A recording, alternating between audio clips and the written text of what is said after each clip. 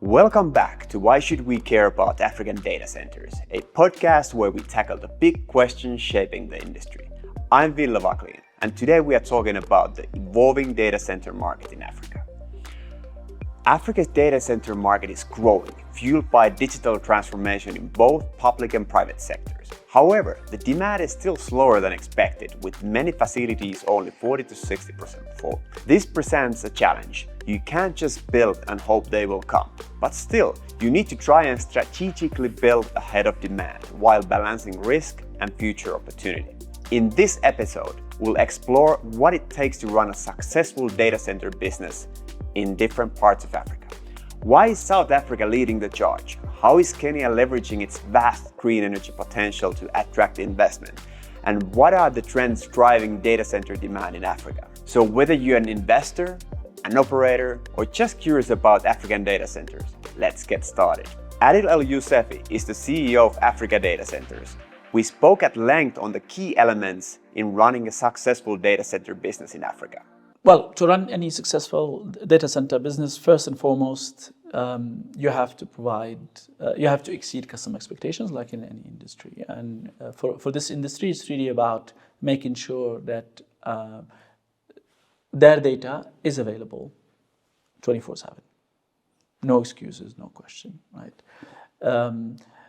It sounds easier than it looks, actually, because you have many things that could go wrong around an IT environment, right? It could be, we spoke a lot of power, but it could be around overheating, it could be around leakages of some sort, it could be around data breach, etc. So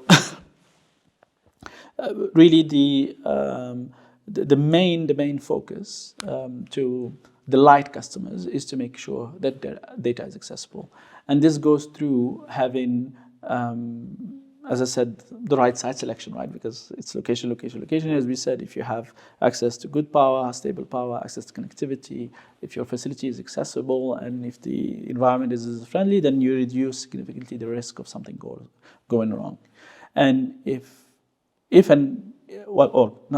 when things go wrong, because they will go wrong, and they do go wrong, then the second item that we pride ourselves in doing at Africa Data Centers is to make sure that we have several layers of redundancy across the different components of the system, be it power, be it cooling, be it access, etc. So this different level of redundancies allows, obviously, to quickly manage any issue and making sure that it doesn't have now an impact, a service level impact, as we call it. As we've discussed, you have data centers in the east, in the south, and in the west. How do those markets differ, in your opinion? A lot. Africa is 52 countries, and very, very different cultural setups, very different ways of doing business, very different stages of economic development. Obviously, our largest economy is South Africa, in the continent, and the largest data center, as I said earlier, is South Africa. I believe currently about 85% of the installed data center capacity is in South Africa, between mainly Joburg. 80% of that is in Joburg, and then the rest is in Cape Town. So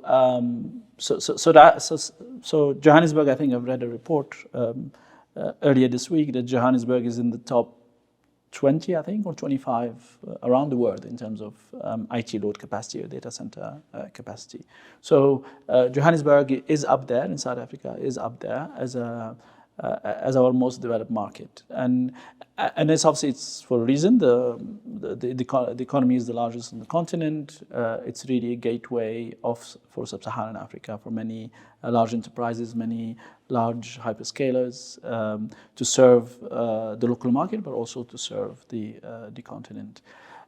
So the demand there is similar to a demand that you can get elsewhere in the world, right? In terms of size of the business, in terms of the kind of services that we should be providing, or that customers are expecting from us.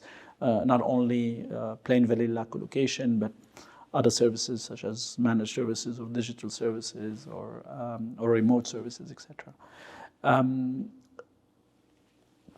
Closely behind, in terms of development and size of the market, is obviously Nigeria, being I think top three in terms of size of the economy on the continent. Nigeria is a very challenging environment, as you know, on many fronts, but it's a very, very big country in terms of population, in terms of growth rates, etc. So there, the challenge is more around the limited infrastructure locally. So we spoke about power, but also accessibility, etc. Both for the grid, but also road accessibility, right? Or accessibility of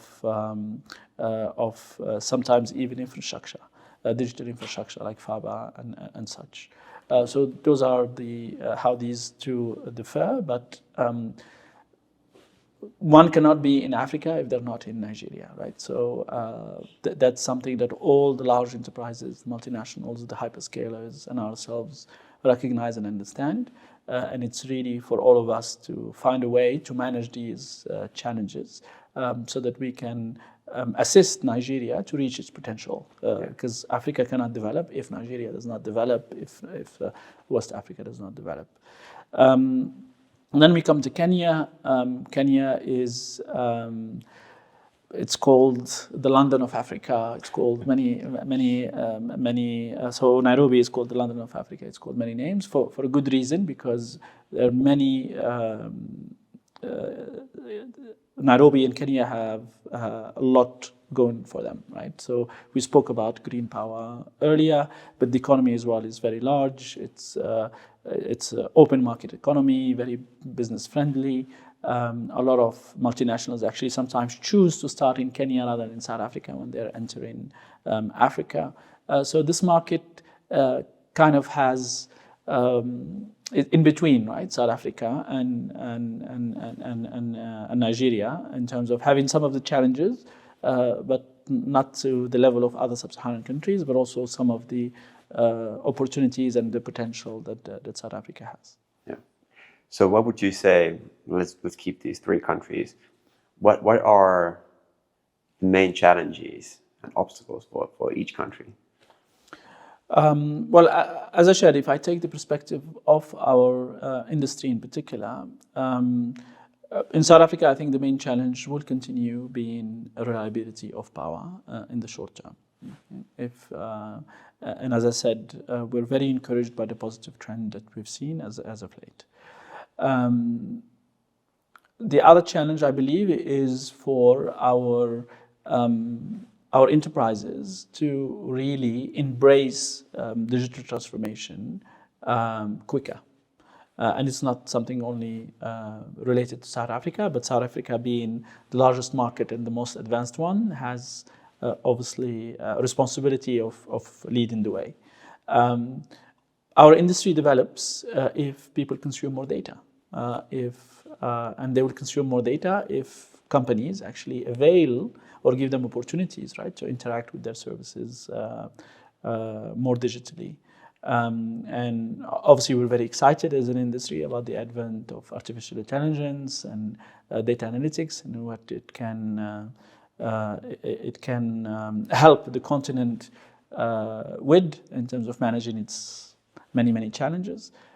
So it's a challenge, but for me, it's an opportunity for us across the continent to be more bullish, more daring in terms of embracing technology and digital services faster and quicker. If you go to Nigeria, again, the challenge remains power. There, it's maybe difficult to say there is light at the end of the tunnel yet, but obviously at the macro level, the country is doing a lot of things to stabilize its energy demands, and from there, I'm sure the next step would be to look also at the energy generation and how it can be done. Obviously there are macroeconomic challenges as well in Nigeria in particular with the currency and the growth rate the economy needs to achieve, right, to get out of this difficult cycle of inflation and devaluation. And that's critical to our environment because again we exclusively provide services to businesses, and if the economy is not doing well, our customers are not doing well, and we're not doing well. So the challenge there is more around how can the economy realize its potential. But we're obviously very positive around it because we have no choice. We have to move forward and find solutions. In Kenya, I believe the challenge is more around having the hyperscalers or the large multinationals make bigger bets on Kenya, as big as they're making in South Africa and in Nigeria. Kenya and East Africa has significant potential. We said earlier, open economies, business-friendly environments, very youthful, educated workforce.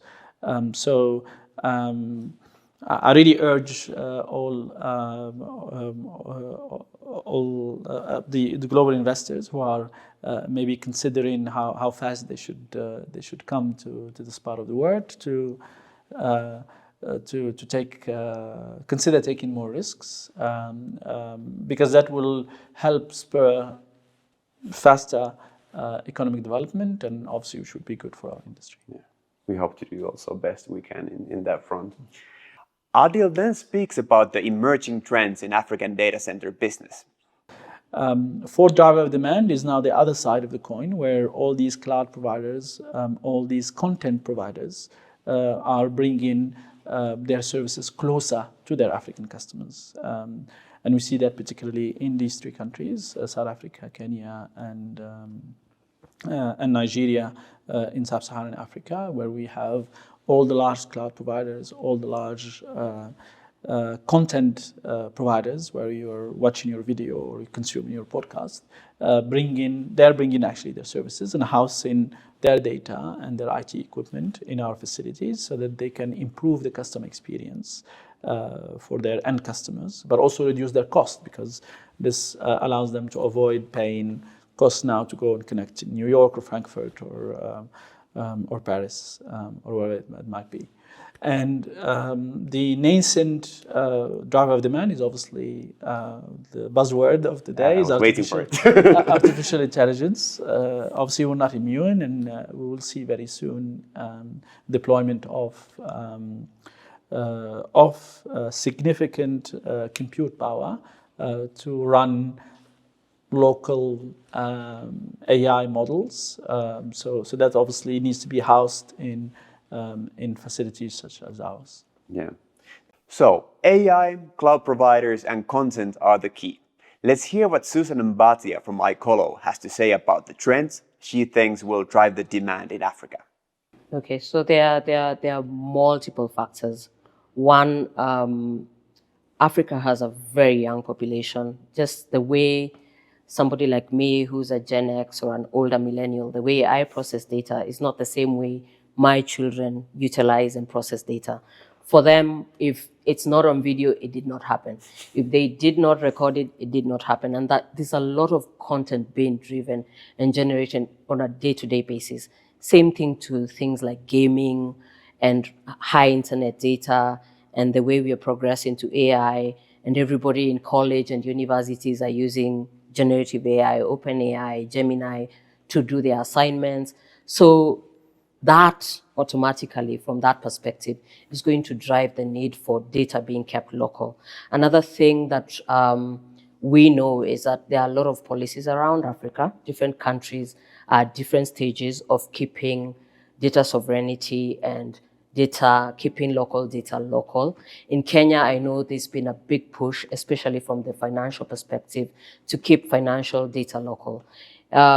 We have seen multiple initiatives by the Communications Authority. They have a very clear policy on what needs to stay local. And we are seeing that more and more cloud regions are starting to make their way into Africa, expanding from South Africa, where most of them are based. And they are starting to look around to multiple locations like Nairobi, Mombasa, which is Kenya, Nigeria for the West African region, North Africa for Egypt, Morocco. So we have seen multiple cloud players looking at this. There was an announcement recently by the Kenya president and about Microsoft coming to set up a large language model, or what we call LLM or AI learning, in a large data center. The capacities are huge. It's 1 gigawatt. That's what they announced. I know it's in progress. It's going to be run by G42, which is a Dubai-based company, data center company. But when you see such huge announcements happening, being driven by the government of Kenya, because there's a lot of focus on green energy, and the Rift Valley region of Kenya is good for, there's a lot of potential for geothermal energy, which is green, and lots of it are that.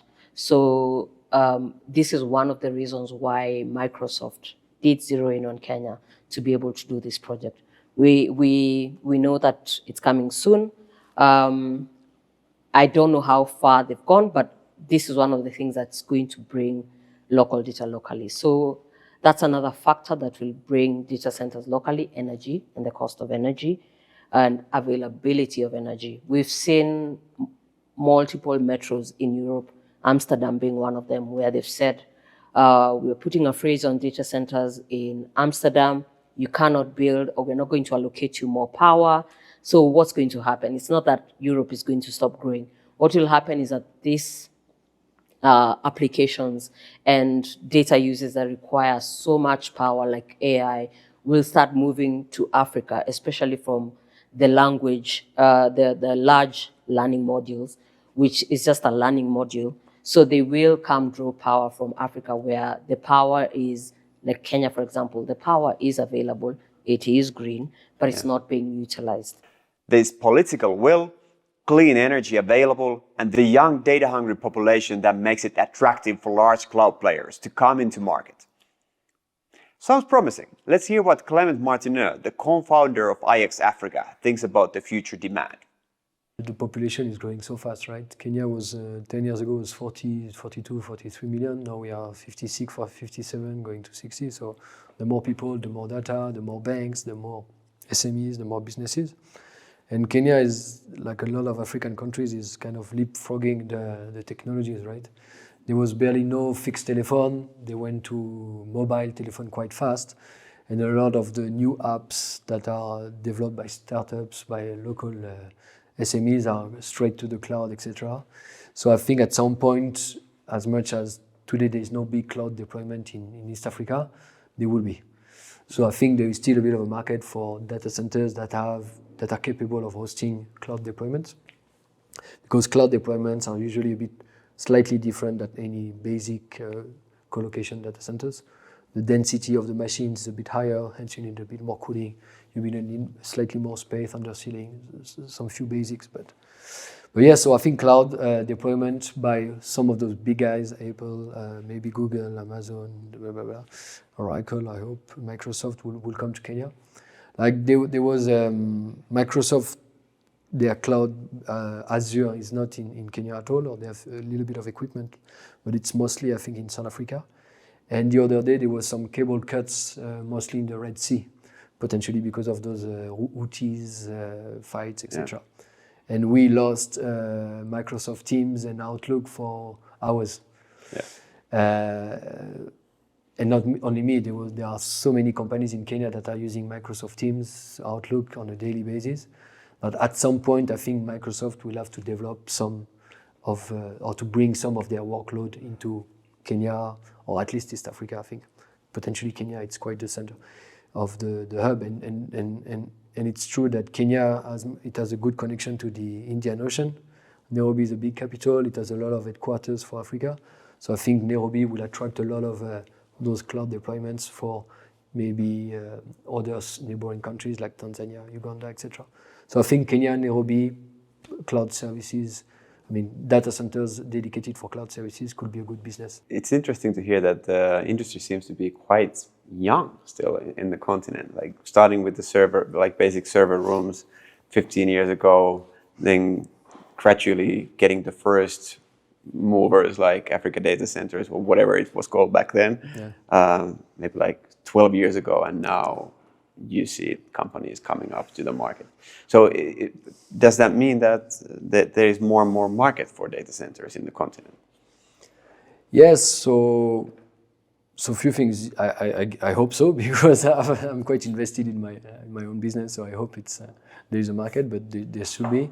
There is two, I would say, problem is the fact that today I think there was a study that in the whole of Africa there is as many data centers as in Switzerland, which is the smaller country in Africa, being more than 1 billion people, and Switzerland, I don't have the right number, but 8, 10, 12 million people. And there are more data centers in Switzerland than in Africa. And why? Because Africa was maybe not, there was a lot of challenges around electricity, around real estate, land acquisition and all that. So maybe South Africa did well, but the rest is pretty, is not very ripe, or was not very ripe. And yeah, so what has happened is the small problem is that there were still businesses in Kenya or other African countries that were in need of data center space. So a lot of them went to cloud services, and today a lot of African, especially Kenyan businesses, are hosted in Germany, France, maybe South Africa a lot. Clement also wanted to point out that, especially in Kenya, a lot of work has been done on power reliability. What's the role of power reliability and price in making Kenya attractive for data center investments? Kenya Power has done a lot of efforts in terms of having more and more reliable power. Yeah. 12, 13 years ago, I was living in the middle of Nairobi, and in a residential area, Kilimani, and you had to start your generators for your house a couple of times a week. Nowadays, you start it a couple of times a month. On a bad month, there are months without backup power that is needed. So Kenya Power has really stepped up their game. And on the top of that, and I think we'll discuss, but the fact that energy is A, reliable, 2, very green, and 3, pretty affordable for maybe worldwide standards. I think the kilowatt hour, of course, depending on the tariff, but we are 2-3 times cheaper in Kenya than we could be in UK, or half the price of potentially Germany. Makes Kenya much more attractive at the moment. Yeah. Pavik Patni from Raxio has strategically focused on second-tier markets in Africa. Let's hear from him about why Raxio made this choice and what the demand looks like in these markets. It's a good question. The choice of the countries in which we operate was a very deliberate decision that we made. It's very we may think of it to now at that time maybe as a contrarian sort of strategy, but for a lot of the reasons what you just mentioned, markets like Kenya, South Africa, Nigeria, and some parts of North Africa, Egypt, and Morocco are already well served by established players, and these are very, I would say, competitive markets in which if you had to go in and operate, you have to build a pretty sizable facility, which also means a sizable investment. We sort of saw the opportunity of building in some of the neighboring countries around these markets. So when you think about segmenting the continent in terms of data center markets, South Africa is its own sort of bucket. But then after that, you have tier 1 markets like Nigeria, Kenya, Morocco, and Egypt. Now, after that, you have markets like Uganda, Ethiopia, Mozambique, DRC, Tanzania, Angola, who very much may not really be at the same scale as Kenya and Nigeria, but still at the same demonstrate the same sort of fundamentals where Kenya may have been a couple of years ago behind. If we looked at Kenya a couple of years ago. So the fundamentals are still there in some of these markets. There is a need. There's a latent demand, which is underserved by data center providers in these markets, and we saw that. And these are growing economies with lots of young populations that are increasingly becoming more online and just demanding much more content and much more, let's say, digital services. And so, we looked at that on one side, but then we also looked at the supply in these markets. So what data centers already exist in these markets. And what we found is that in most of these markets in which we operate, at the time when we made the investment, there weren't any other tier 3 carrier neutral co-location providers. And this is sort of the need at that time as well in the market. Some of the when we speak to customers before we make any investment, there's a long process that goes through that, and very much do our due diligence when we make a decision. But we repeatedly hear the kind of demands and how they are changing from enterprise customers in these markets who often become your first adopters. Then they just needed, the level of sort of the standard of data centers that Rexo was thinking about building. Sounds like a smart move. I wondered whether there was a lot of client education Rexo needed to do, given the maturity in their focus markets. Yeah, no, there was a lot of education we had to do, and we still continue to do. I think it's just par for the course. I think that IT infrastructure, the sort of the nerve center of some of these businesses. You think about large banks, they're very much sort of prized sort of possession, and our banks can become very possessive about that kind of infrastructure, and rightly so. But when there's a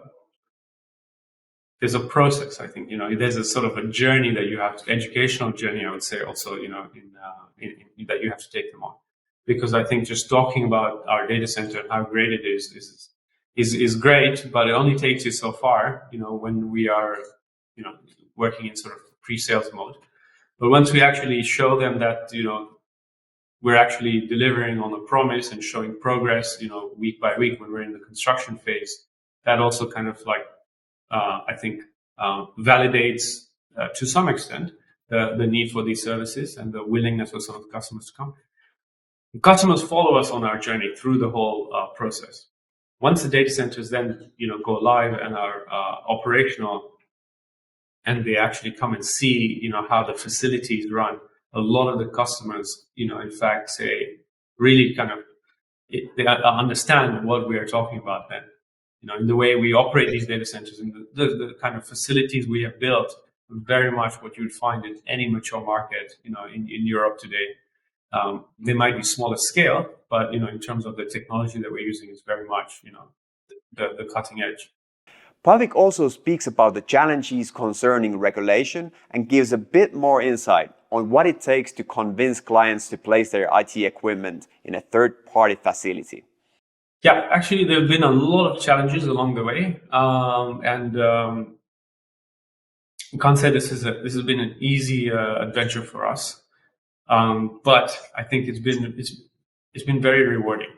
Some of the challenges that we have faced, from day one when we were trying to go into these markets and trying to establish ourselves, has been kind of what is the sort of right operating framework from a regulatory perspective. So how do you understanding the regulatory landscape in these markets is important. Make sure the regulator is also on board with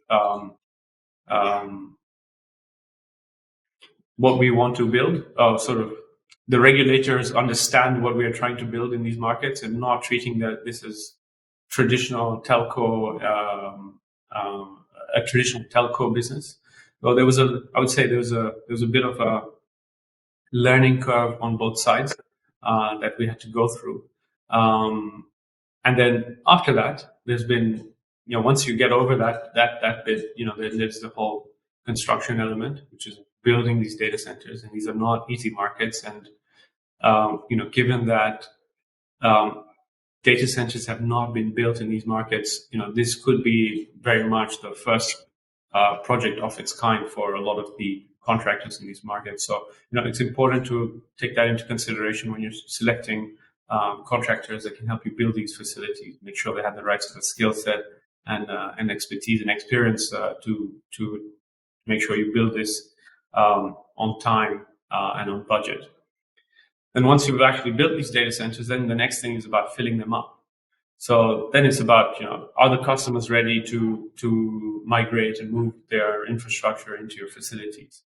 And there's a very steep learning curve in these markets around, the concept of co-location, the concept of outsourcing your IT equipment and putting it in a third-party facility. This has not been done by a lot of our customers before, so it's the first time they're actually being approached by a data center operator. So it takes some time to kind of come to terms with it, and there's a lot of kind of work we have to do in kind of also showing what is best practice around the world and around neighboring countries like Kenya and Nigeria, where it's already starting to happen. How about emerging trends? How does Pavik see the situation?